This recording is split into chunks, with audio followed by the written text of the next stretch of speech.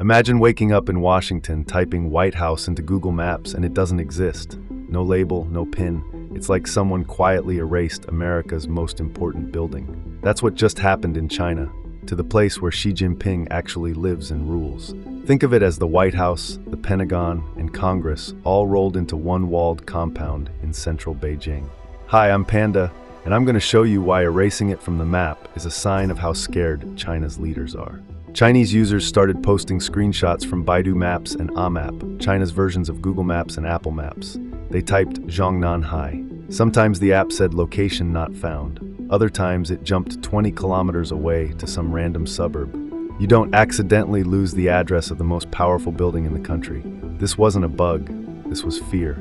So what scared them? Right before Zhongnanhai started disappearing, Trump ordered a US military raid on Venezuela's capital. In one night, President Nicolas Maduro and his wife were captured alive. No Iraq-style invasion, no years of war, just in, grab the leader, out.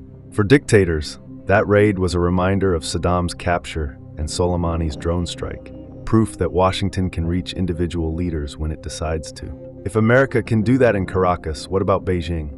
Then Beijing tightens the sky. Drones suddenly become a huge problem. A Chinese blogger says he was stopped on the street.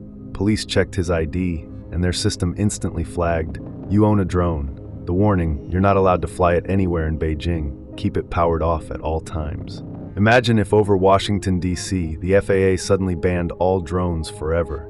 Not just for the Super Bowl, not right after 9/11, just permanently. And cops could pull you over because you once bought a DJI on Amazon. That's the level of nervous lockdown Beijing is drifting into. And then comes an open threat. Bill Gertz, a veteran U.S. national security reporter, often seen as a Pentagon mouthpiece, posts on X, "If the Chinese Communist Party attacks Taiwan, a Soleimani-style drone strike could hit Beijing, targeting every member of the Politburo Standing Committee, including Xi Jinping." Quick translation: the Politburo Standing Committee is like a 7-man super cabinet that actually runs China above everyone else.